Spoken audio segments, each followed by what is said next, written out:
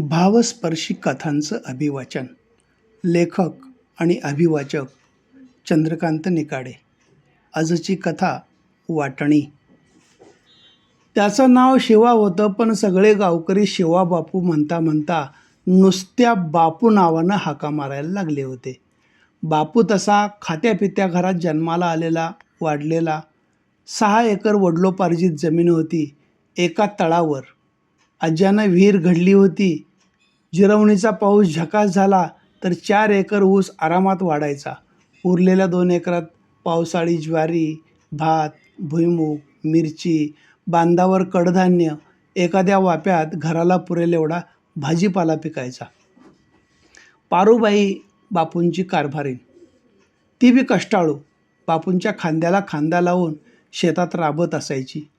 वेळेला हातात खोरं घेऊन पिकाला पाणी पाजायची. ती कधी मागं पुढं बघायची नाही, कारण तशी वेळच यायची नाही. बापूला थोडा राजकारणाचा नाद. तो प्रत्यक्ष कवा ग्रामपंचायत, सोसायटी, दूध डेअरी, पतसंस्थेत उमेदवार म्हणून उभा राहिला नाही किंवा कुठल्या पदाचा शोष ठेवला नाही. मात्र त्याची पार्टी सत्तेवर असायची. निवडणुकीच्या काळात त्याचं शेताकडं दुर्लक्ष व्हायचं, तेव्हा पारूबाई उभी असायची. संस्थेत काही कार्यक्रम असला तर पार्टी प्रमुख म्हणून बापूला मान असायचा. बापू आणि पारूबाईच्या पोटाला 3 लेकरं. थोरली जायना लाडाची लेक. 2 नंबरचा मारुती कसाबसा 7वीपर्यंत शिकला. पुढं त्याला शिक्षणात गोडी वाटेना. शाळा सोडली, लागला बापाच्या हाताला मदत करायला. नानगा मधू 10वीपर्यंत शिकला. पुढं ITIचा कोर्स करून MIDCत कामाला लागला.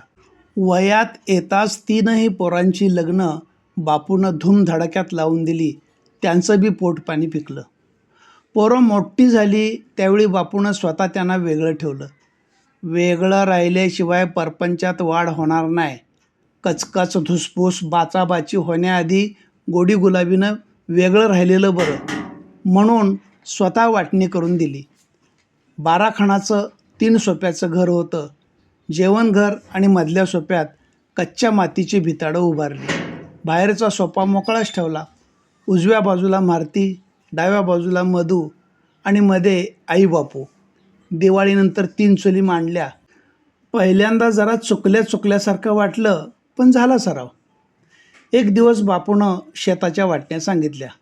मारुती, हिरीच्या उजवीकडं 2 एकर तू कसत जा आणि मधूला डाव्या अंगाला राहू दे. मध्ये माझी पट्टी असू दे. आता काय त्याची गरज नाही, पण असू दे. कधी शेत आहे म्हणून फिरकावंसं वाटलं आणि घडलं, लेकी बाळी इष्टमित्र आलं तर सत्तेनं मोठभर भाजीपाला घेता येईल. मारुती मध्येच म्हणाला, बापू, शेत वाटायची काय गरज आहे का? राहू दे की एक जागी. तुम्हाला कवा का कुणाला काय देता म्हणून आम्ही विचारणार आहे का? तसं नव्हं. आपल्या समध्या शेताचा 7/12 माझ्याच नावावर आहे. ज्याचं त्याला नाव ठेवलं तर अजून जरा शेत पिकल म्हणून म्हणतो. मगापासून गप्प असलेला मधुकर म्हणाला, बापू, माझा पगार चालू आहे. माझं झकास चाललं आहे. मी म्हणतो काय, सगळं शेत दादालाच करू दे की. त्याची 2 पोरं आहेत, पुढचं शिक्षण घेतात, खर्च जास्त आहे. माझं एकुलते एक. काय लागतं आहे आम्हाला? आणि त्यातनं बी काय लागलं तर घेईन मागून दादाकडनं. मग क्षणभर बापू मुका झाला. त्याला परवा सप्त्यात झालेलं भाऊसाहेब महाराजाचं कीर्तन आठवायला लागलं. शुद्ध बीजापोटी फळे रसाळ गोमटी, या अभंगावर निरूपण करताना महाराज म्हणाले होते, खान तशी माती, कुंभार तसा लोटा आणि बाप तसा बेटा. तंटामुक्तीचा अध्यक्ष म्हणून गावच्या पंचायती तोडता तोडता दिवस जायचा. एक पंचायतीला 4-4दा बसला तरी ते काही जमायचं नाही. मला वाटणे पसंत नाही. इकडचा मला आणि तिकडचं त्याला द्या. त्याला जास्त मला कमी असं जमायचं नाही. जिथं असेल तिथं 2 भाग करून टाका आणि रिकामं व्हा.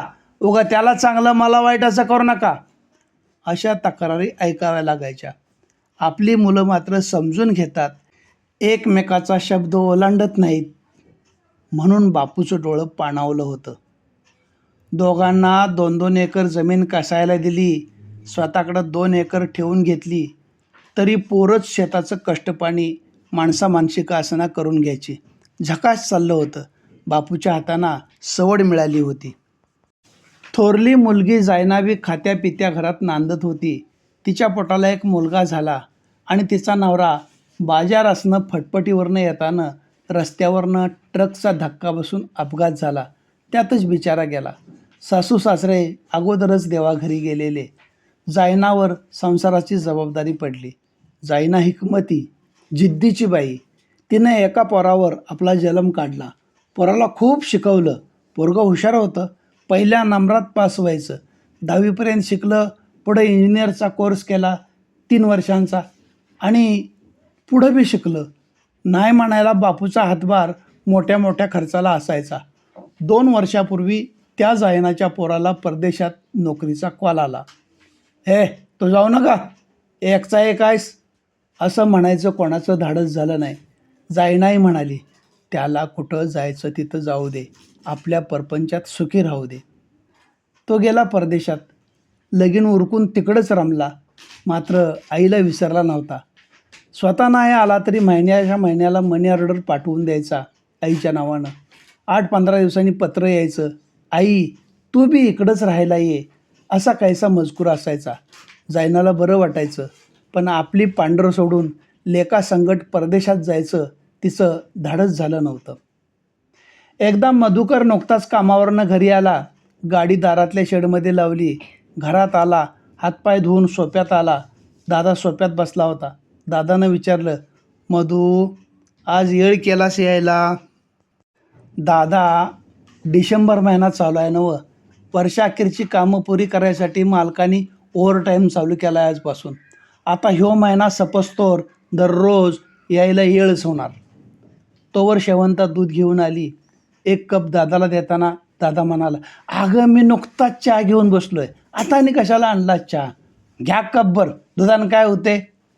खरं जेवणाचा वकूच झाला आहे, जेवायचं म्हणतोय. असू दे, घे संग संग असं मधू म्हणाला. मग जास्त आडेवेडे न घेता दादानं दूध घेतलं.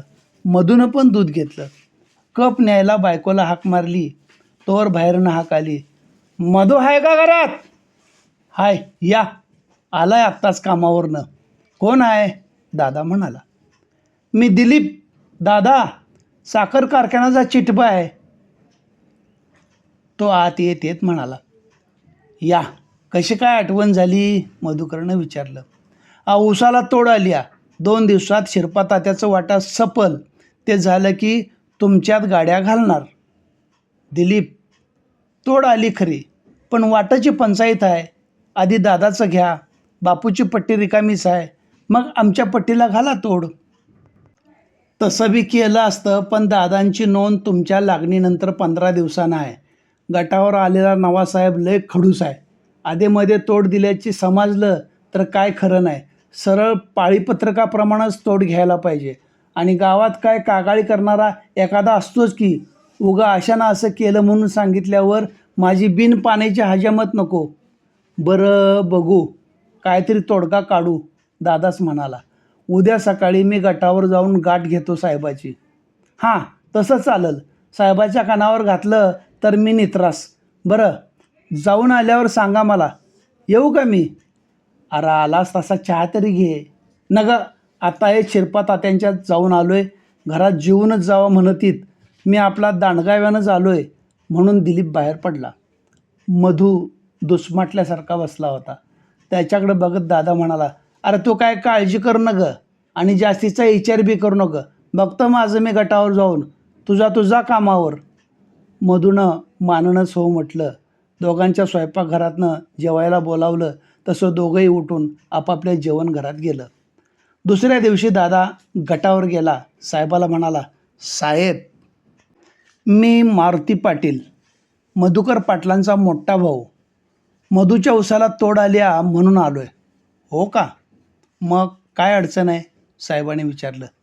दादांना अडचण सांगायला सुरुवात केली. म्हणाला, साहेब त्याचं असं झालं आहे, वाटकडला माझी पट्टी आहे, मधी बापूंची म्हणजे आमच्या वडिलांची, आणि शेवटाला मधूची. बापूंची पट्टी रिकामीच आहे, त्याचा काय प्रश्न नाही. गेल्या वर्षी माझ्या वाटपात नवीन शॅम्पल करायच्या नादात 15 दिवस उशीर झाला. बेनं लवकर मिळालं नाही, त्यामुळं मधूची लागण 15 दिवस आधी झाली. हे बघा पाटील, तोड तर नियमाप्रमाणे येणार, मग काय करायचं? मी म्हणतो वाटपुरते 3 सऱ्या माझ्यातल्या तोडा, होईल 2-2.5 टन. ती गाडी मधूच्याच नावावर घाला. गेल्या वर्षी माझ्यामुळं त्याचं नुकसान झालं आहे, औंदा बी व्हायला नको, म्हणून एवढी विनंती आहे साहेब. ठीक आहे, तसं करता येईल, पण लेखी अर्ज द्यावा लागेल. हो देतो साहेब, म्हणून दादानं साहेब सांगतील तसा अर्ज लिहिला, त्याच्यावर सही केली आणि त्यांच्याकडे दिला. दादा परत आला. संध्याकाळी मधूला सांगितलं, तोड मिळतीया, काय काळजी करू नका. माझ्या वाटपातनं 3 सऱ्या तोडून वाट करायला सांगितलं आहे साहेबाशने. 2 दिवसानं मधूच्या उसाला तोड येणार म्हणून दादानं एक्स्ट्रा वाडंवालं बोलवून त्या 3 सऱ्या तोडून घेतल्या. पण गडबड झाली. गाडीवानाच्या एक बैल आजारी पडल्यामुळं 2 दिवस खेप गेली नाही. ऊस रानातच वाळत पडला. हे मधूला समजलं. दादाचा ऊस 2 दिवस रानात वाळत पडलाय म्हटल्यावर त्याला खूप वाईट वाटलं. त्यानं गावातल्या मित्राचा एक बैल तात्पुरता जोडून गाडीवानाला दिला. 3ऱ्या दिवशी गाडी भरल्यावर दादानं दिलीपला हळूच सांगितलं, दिलीप, ही गाडी मधूच्याच नावावर जाऊ दे. गेल्या वर्षी माझ्यामुळं त्याचं नुकसान झालं आहे, औंदा बी तसं व्हायला नको असं मला मनापासून वाटतंय. मात्र ही गोष्ट मधूला बोलू नकोस हां. मधूच्या उसाला रितसर तोड आली. 2च बैलगाड्या होत्या, त्यामुळं 10-15 दिवस लागले ऊस संपायला. तोवर दादाच्या उसाला पण तोड आली. तसं चिटबॉय दिलीपनं येऊन सांगितलं होतं. मधू दिलीपकडं गेला आणि म्हणाला, भावा, आता एक काम करायला लागते. माझ्यामुळं दादाचा ऊस 2 दिवस वाळत पडला होता, त्याचं नुकसान झाले. तेव्हा माझ्यातल्या शेवटच्या गाडीची पावती दादाच्या नावावर कर. पण अशानं असं करतोय म्हणून दादाला बोलू नकोस बरं का. चिटबॉय दिलीपनंही फारसे आडेवेडे न घेता होकार दिला. खरं तर दादा आणि मधू यांच्या मनात एकमेकाबद्दल असलेल्या या आपुलकीनं त्याचं मन भरून आलं होतं. माझं ते माझं, तुझं बी माझं म्हणणाऱ्या या काळात हे भावाभावांचं आगळं नातं बघून त्याच्या डोळ्यात पाणी आलं. मनाला समाधान वाटलं.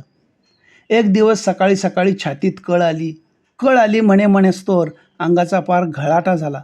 उगं दाखवायला पाहिजे म्हणून गावातल्या डॉक्टरला बोलावलं. डॉक्टर येईपर्यंत सगळा खेळ संपला होता. सारं शांत झालं होतं. डॉक्टरनं बापूचा डावा हात आपल्या हातात घेऊन नाडी तपासली, डोळ्यांच्या पापण्या उघडून बघितल्या आणि बापूचा खेळ संपला असं सांगितलं. घरात लेकासुनांचा दंगा सुरू झाला. शेजारी पाजारी आले, जायनाला निरोप पाठवला. लोक म्हणत होते, आयला असं कसं झालं? परवा तर पारावर गप्पा मारत बसला होता आमच्याबरोबर. अरे काल सकाळी मारुतीच्या देवळात भेटला होता, आता झकास निवांत आहे म्हणाला. रानात आला होता फिरत फिरत. ऊस तोड झाल्यावर शाळू पेरणार म्हटल्यावर मला म्हटला, शाळवाचा बेवड खोटा, त्या परीस भुईमुग कर उन्हाळी. पारूबाईची तर वाचाच बसली. तिचा देव बिन परतायच्या वाटेचा वारकरी झाला होता.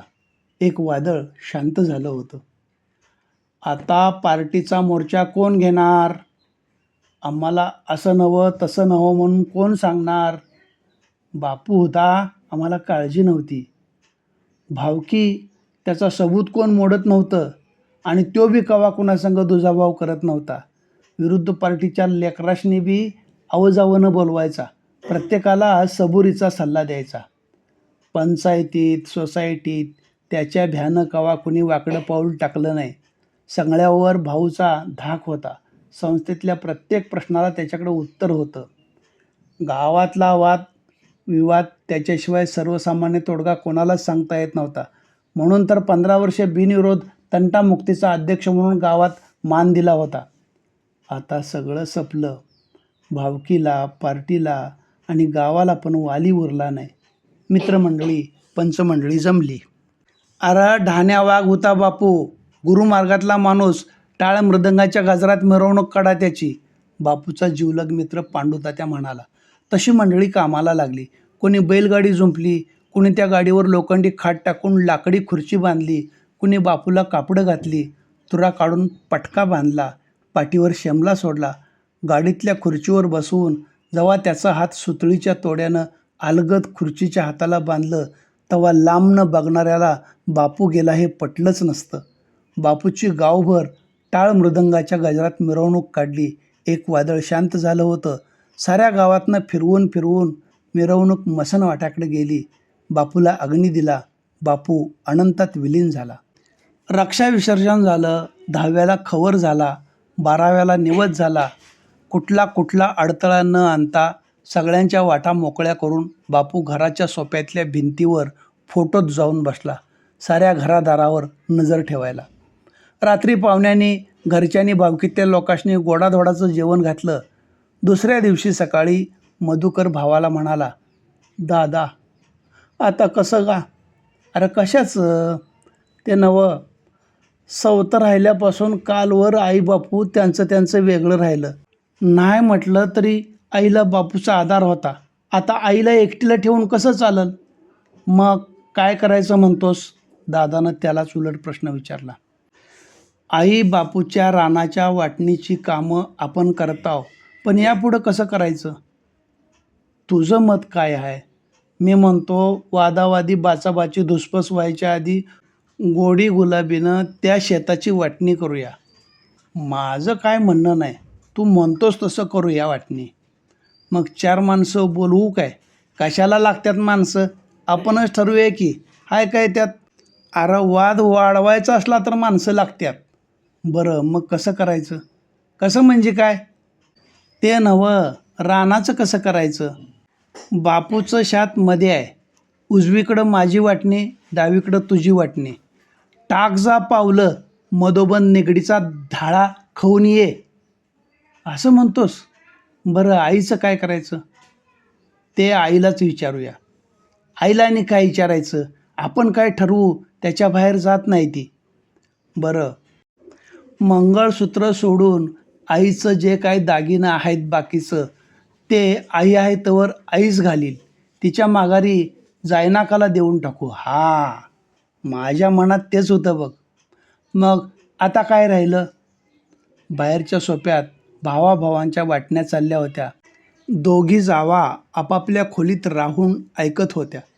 2 घरच्या दोघी, पण कवा तोंडाला तोंड नाही. थोरली भाची सून म्हणून पारू अक्कानं बी कवा दुजाभाव केला नाही. मधूनं रविवारी मटण आणलं तर थोरल्या सगुणाची चूल बंद, आणि दादानं कवा मासकांड आणलं तर नानगीच्या स्वयंपाकाला सुट्टी. दोघी मिळूनच करायच्या. सणवार एकाच जागी व्हायचा. त्यामुळे हे भाऊ सवतं आहेत का एक जागी हे पाहुण्या रावळ्याशनी बी समजायचं नाही.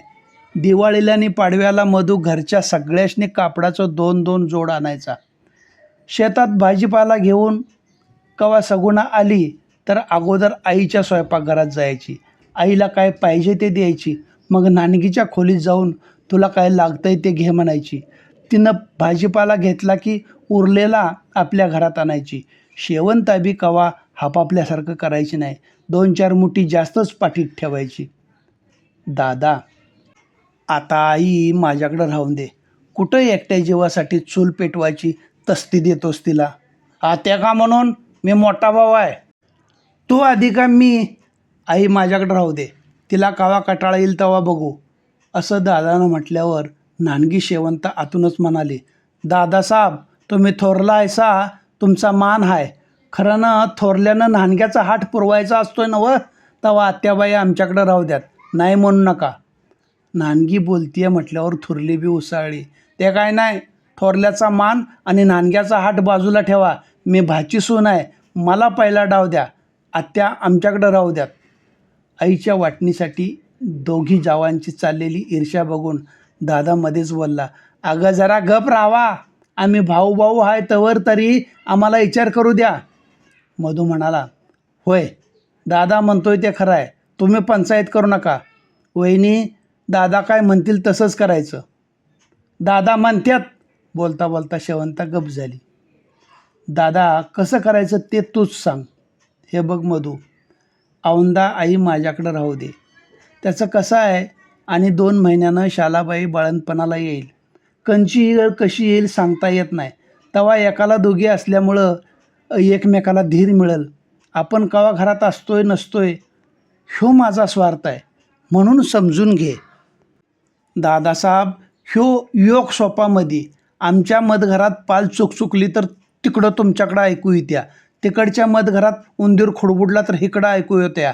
एकमेकाला धीर द्यायला आम्ही कुठं घर सोडून मुंबईला चाललोय का काय? शाला का आली की आम्ही चौकी सोप्यातच झोपू, पण आत्याला आमच्याकडं राहू द्या. आणि शालकाच्या लग्नात माझ्या पोटाला मुलगी नाही म्हणून अक्कानं आईचा मान मलाच दिला ता, हे बी विसरू नका. मग तिचं पहिलं पाळत पण मीच करणार, तुम्ही नका काळजी करू. शेवंता, मान तो मान असतो, तो मोठ्या मनानं आम्ही तुला दिला म्हणून तूच सगळं करणार होय तिचं? ते काय जमणार नाही. जमणार नाही कसं? जमायलाच पाहिजे. शाळा जाताना येणीफेणी करायला काकू, अभ्यासात काय अडचण आली तर काकू, काय कमी जास्त मागायचं असलं तर काकू, लगीन झालं तर पाठ राखणीला काकू, आणि आता बाळणपणाला तेवढी आई वय, तिला विचारून बघा. होय दादा, शेवंता म्हणते ते खरंच आहे. शालाबाईला मीच बाळणपणाला, तू काय घोर करू नकोस. पर आई राहू दे आमच्याकडं. मधूनं आपल्या बायकोची बाजू उचलून धरल्यामुळं मारुती दादाला काय करावं आणि काय बोलावं ते कळना. थोरली सगुणा वहिनी म्हणाली, तसं तर तसं, पण लक्षात ठेव, शालाबाई 4-6 महिन्यानं आपल्या घरला बाळ घेऊन जाईल, त्याच्या दुसऱ्या दिवशी आई आमच्याकडं. असं असेल तर तू म्हणतेस ते कबूल, ते बघू पुढच्या पुढं. आत्ताचा प्रश्न तर आत्ता सुटला. आपली सरशी झाल्याच्या आनंदात शेवंता म्हणाली. एवढ्यात मधल्या घरात आईबरोबर बोलत बसलेली जायनाका ताटातनं चहाचं 4 कप घेऊन बाहेर आली. कशाचा प्रश्न सोडवायला लागलाय सा? आधी बाहेर या, चहा घ्या आणि मग सोडवत बसा प्रश्न. तिनं ताट दादाच्या समोर धरलं. घे दादा. अगं, चहा कशाला केलास? काल 12वा दिवस झाला, लगेच सुताक फिटलं काय? दादा, रात्री तोंड गोड केलं तवाच सुताक फिटलं. आता पहिला चहा द्यायचा मान मला मिळाला तर काय बिघडलं? या गं वहिनीनो, लवकर, चहा गार व्हायच्या आधी. अक्का, बापूची आठवण म्हणून मी चहा सोडायचं ठरवले, मला चहा नको. सोड उद्यापासनं, आताच्या पुरता घे, जायनाका म्हणाली. दोघी जावा बाहेर आल्या. ताटात 4 कप बघून थोरली म्हणाली, आणि तुम्हासनी हो चहा कसाब? मी जातो आत आणि आईबरोबर घेतो चहा. परत दादा आणि मधू, आई कुणाकडं राहायची ते तुम्ही दोघंच ठरवायला लागलायसा. माझी आई नाही का? माझं मत आईला मीच घेऊन जातो. मला तरी एकटीला सोबत होईल. मनात आलेल्या 4 गोष्टी कुणाला बोलून दाखवायच्या? लोक तिकडे 4 मुलकावर, तिकडं ये म्हणतोय मलाच, पण माझं काय मत तिकडं जायचं होईत नाही, तर मीच आईला घेऊन जातो. शेवटी दादा म्हणाला, असं आपण आपल्या आपल्यातच आईची वाटणी करण्यापरास आईला जाऊन विचारूया, ती काय म्हणाल तसं ठरवूया. आई बाहेर आली, सगळ्यांच्याकडे एकदा नजर टाकली आणि म्हणाली, मधू, मारती, जायना, शेवंता आणि सगुणा, सगळीजण ऐका. मी म्हणतो, जायना तिच्या गावाकडे भूतासारखी एकटीच राहतीया. तिच्यासोबत गेलं तर मला काही वाईट वाटणार नाही, पण मला वाटतंय जायनालाच इकडं आणली तर. आईच्या या बोलण्यावर दादा फार वेळ विचार करत बसलाच नाही. तो म्हणाला, आई तुझा तोडगा सगळ्यात भारी आहे, तसंच करूया. लगेच मधुकर पण मला, तसंच करूया, जायनाकाला इकडं आणूया. पर तू आणि जायनाका मधल्या खोलीत राहशीला हे मात्र मला पटत नाही. दादा, तुला कसं वाटते? ते नवं, आपण म्हणतोय खरं, जायनाकाला विचारायला पाहिजे की. होय जायनाका, तुझं मत काय आहे? येशील ना मग इकडंच राहायला? जायनाकानं मान हलवून संमती दिली. तुझं गाव तरी कुठं लांब आहे, खचून 15 मिनिटांचा रस्ता. आठवड्यातनं 2दा जाऊन आम्ही बघून येत जाईन शेतात काय कमी जास्त करायचं आहे ते. आजपासून इथंच राहा. मधूनं निर्णयावर शिक्कामोर्तब केलं. दादा पटकन उठला. मधू, ते टिकाव खोरं घे. तुझा, माझा, आईचा वेगळा वेगळा संसार कशाला? दादा उठला, गप्प बसलाच नाही. आपल्या मनात तर भिताडं नाहीत, मग आपणच बांधलेली ही कच्च्या मातीची भिताडं तर कशाला ठेवायची? टाकूया काढून, सगळाच प्रश्न मिटतोय. नुसतं असं म्हणून तो थांबला नाही. लगबगीनं सोप्याच्या कोपऱ्यात ठेवलेलं टिकाव घेतलं आणि वेगळं राहताना तट असावा म्हणून उभारलेल्या स्वयंपाकाच्या खोलीतल्या भिंतीवर घाव घातला. दादानं प्रत्यक्ष कामाला सुरुवात केली. मधूही उठला. दादा एक एक थर मोकळा करत होता. शेवंत आणि सगुणा त्या विटा उचलून परड्यात घेऊन जात होत्या. मधू रिकाम्या जागेवर विटा रचून ठेवत होता. स्वयंपाकघरातल्या 2 आणि मधघरातल्या 2 अशा 4ही भिंती तासाभरात काढून झाल्या. सगळेजण दादाला मदत करत होते. विटा परड्यात नेऊन झाल्यावर घर स्वच्छ केलं आणि संध्याकाळचा स्वयंपाक एकाच चुलीवर झाला. धन्यवाद.